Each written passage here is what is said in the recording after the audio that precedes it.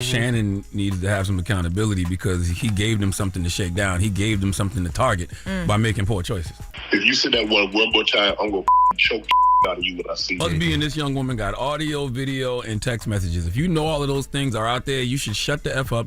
This might be the biggest scandal of 2025. Shannon Sharpe, one of the most respected voices in sports media, is now facing explosive allegations that could shake his entire career to the ground. Charlamagne Tha God just went off on the Breakfast Club, and what he said? It's got the whole industry holding its breath. We're talking lawsuits, leaked footage, sponsorship collapses, and a potential $50 million payout. Buckle up, because what you're about to hear will change how you look at fame, power, and accountability in the digital age. Let's get into it. Charlamagne didn't hold back. He immediately addressed the elephant in the room and said, Shannon Sharpe needs to take some responsibility. Not necessarily for what he's being accused of, that's for the courts, but for the decisions that put him in this position in the first place. I know one thing, if you're 54, you have no reason to be talking to a 19-year-old. She's 22 now, Shannon is 56. I'm so glad that audio of Monique went viral yesterday. According to Charlamagne, when you're a public figure and you engage in risky behavior, you hand your critics the ammunition they need. He said, he gave them something to shake down. That's a heavy statement. The allegations? They're not just whispers, they're backed by texts, videos, and audio recordings. Charlamagne emphasized that if you know you've left that kind of digital footprint behind, the best move is silence, not going public and stirring the pot. He wasn't claiming guilt, but he made it clear. Trying to settle this kind of case early can look suspicious. And when you're 56 years old texting a 19-year-old, that alone raises eyebrows. Because it's true.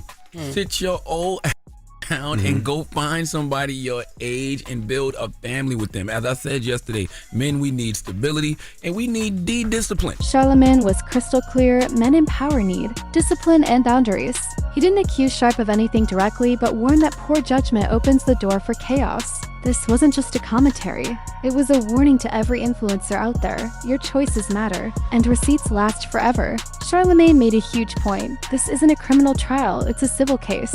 That means no one's talking about jail time, but that doesn't mean the damage isn't real. Civil court operates under something called preponderance of the evidence. Basically, if a jury believes the accusation is 51% more likely to be true, boom, you're liable. That's all it takes. No need for DNA, no need for ironclad proof.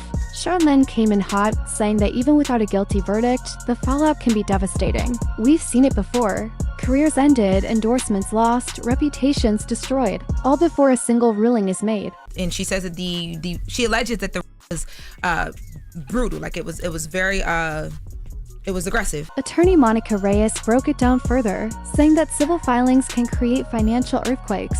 Charlamagne echoed that, adding that once the media gets a hold of a juicy court claim, the public response kicks in faster than any legal defense can. This isn't just about what happened, it's about how fast reputations can be buried under public perception. Charlamagne hit the nail on the head.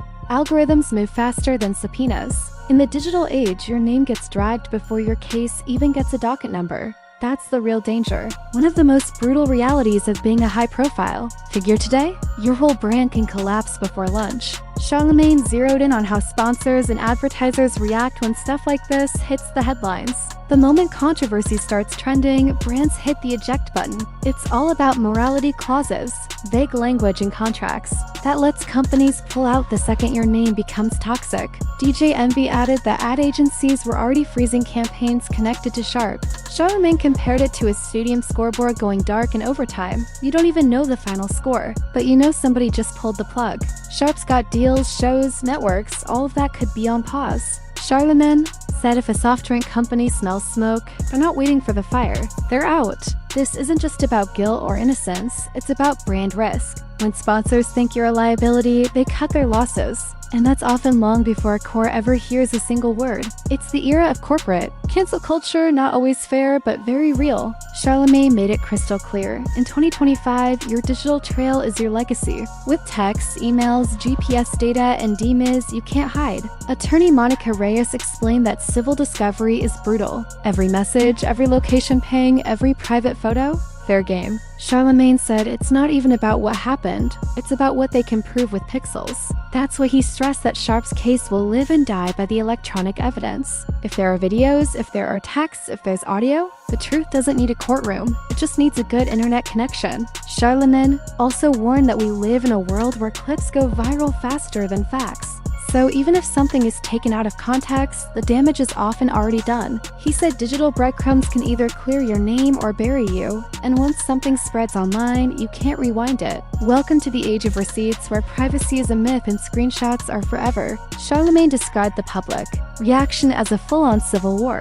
On one side, you've got diehard fans defending Sharpe's legacy, quoting his past charity work, his upbringing, his authenticity. On the other side, a tidal wave of criticism and accusations, complete with memes, TikToks, and social media call-outs. Charlamagne compared it to a barbershop debate gone global. Same arguments, but now billions are watching. He broke it down like this. If Sharpe settles, people will scream hush money. If he fights it and it drags on, every new leak will. Just keep the flames alive. And if he sues back for defamation, then it becomes a legal boxing match that keeps both sides bleeding money and credibility. Charlamagne said this isn't just about Shannon anymore. It's about what happens when a public figure's life becomes a trending topic. The court of public opinion has no due process, just vibes, hashtags, and hot takes. In a rare moment of self-reflection, Charlamagne turned the mirror on himself and every other voice in media. He said it straight up. If we mislabel accusations as facts, we're part of the problem. He urged other broadcasters, podcasters, bloggers, and influencers to treat the word alleged like a seatbelt, not optional, but essential. Media personalities, he argued, are accelerants. When we jump the gun, people believe verdicts have been reached before the first court date even exists. Charlamagne reminded us that it only takes one viral misquote to ruin someone's career, even if they're later proven innocent. He called out the culture of chasing clicks of misleading thumbnails and said that authenticity isn't just about being raw, it's also about being fair. If you've got a platform, you've got a responsibility. The damage from misinformation doesn't disappear when the truth comes out, it just gets buried under likes and retweets. Charlamagne went deep, bringing up how black male celebrities are often judged through a harsher lens.